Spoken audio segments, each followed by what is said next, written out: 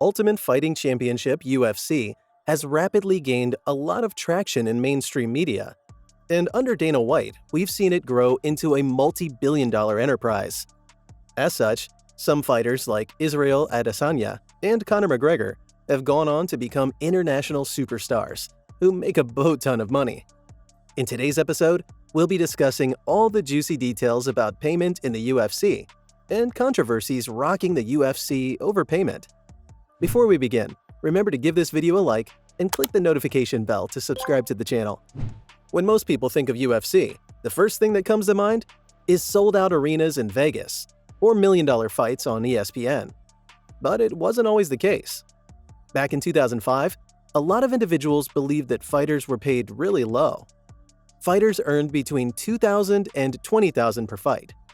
If they won, they would get a bonus that doubles the pay. Back then, UFC was still in its infancy, which meant that the organizers had to be frugal to ensure that the event survived, no matter what. Another reason why fighters were paid so low was it was tough to pick a figure out as the proper amount fighters should earn. For the sake of the sport, everyone knew that it was only a matter of time before the organizers sorted out the kinks with the payment. Fast forward to the present day, and we have a lot of money flowing into UFC and mixed martial arts, so it's safe to say the pay has increased by a lot.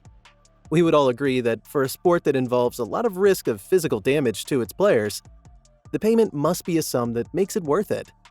With that in mind, it boils down to how much you think athletes should get paid to risk it all for the glory of MMA.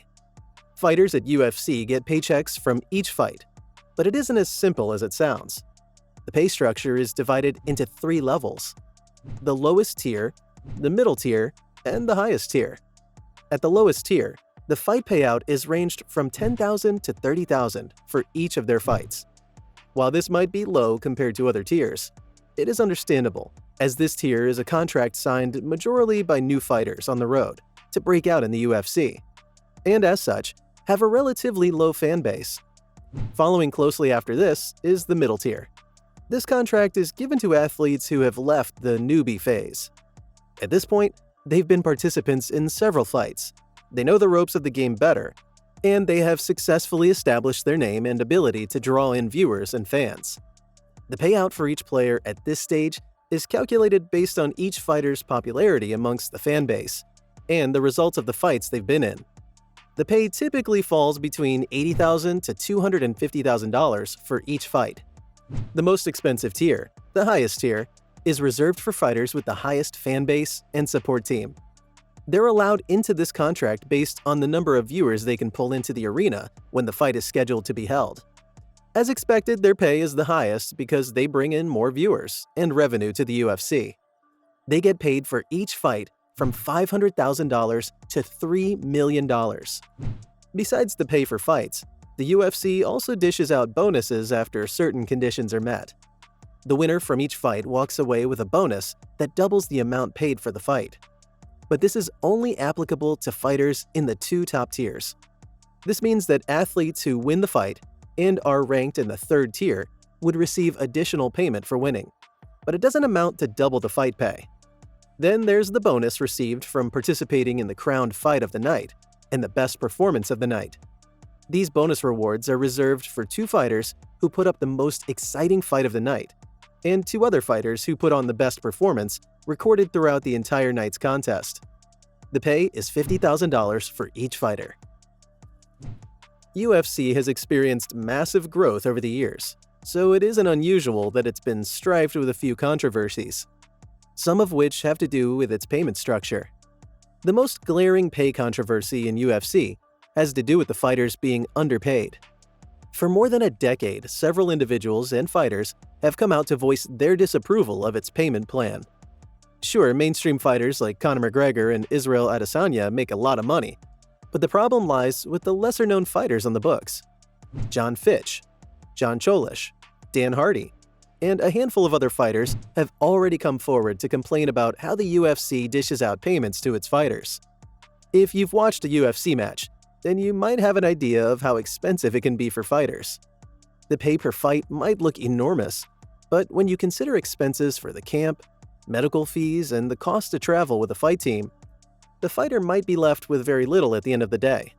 American mixed martial arts fighter Jacob Volkman said this about the payment structure. They always claim that they treat the fighters so well. Yeah, they treat the top 5% of the fighters well, the ones that are on the main card all the time. They don't treat the rest of them very well. The healthcare plan is horrible, with a $1,500 deductible per injury. The catastrophic injury insurance is not even really good insurance. There's no retirement fund. There's no signing bonus. One of the most prominent elements of the UFC fighter pay controversy is the fact that the UFC is essentially a monopoly. Just like any monopoly, UFC reaps enormous benefits from its exclusive deals with fighters, and the athletes have been the ones on the receiving end. They have no competition, which means they decide what to pay their athletes who risk their lives to entertain lovers of mixed martial arts. To make matters worse, UFC signed a deal with Reebok in 2014 that led to more issues with payment. Fighters are not allowed to make money off of other sponsors because of the agreement. Before the deal, competitors could have logos on their shorts and have a banner in the octagon, which was now banned. They now receive money from Reebok, but it's only a fraction of what they previously did. Supporters of UFC might argue that the company can't afford to pay its athletes like other sports, such as boxing or the NBA. In reality, they could do better, since recent figures suggest that UFC fighters make 16% of UFC profits, which is a far cry from the 50% that NBA and NFL players get. To make matters worse, other MMA companies like Bellator and Strikeforce pay between 45 to 65% of their revenue to fighters. This wasn't the case in the early 2000s, as UFC paid as much as 40% of their profits to fighters. UFC is as profitable as ever, with a broadcasting deal with ESPN and million-dollar sponsorships with Crypto.com, Monster, and more. The UFC was forecasted to have made $980 million in revenue for 2020, of which fighters saw roughly $196 million. UFC President Dana White has always defended the UFC pay structure like a lion protecting his territory. He's claimed that those who are critical of the payment structure don't know how much the fighters are paid. He made it clear that the fighters don't come out to tell the fans just how much they make. Not because they're forced to, but because they don't want to. Dana has pointed out that the fighter pay has continued to rise since they acquired the company, and that there's still room for improvement. UFC athletes are quickly becoming celebrities, bringing in a lot of money through brand deals and other partnerships. The fact that they get to entertain fans from all over the world while earning so little doesn't sound fair. As fans of UFC, all we can do is hope that the payment plan gets better with time. What do you guys think about the UFC payment plan? Is it fair? Let us know in the comments below.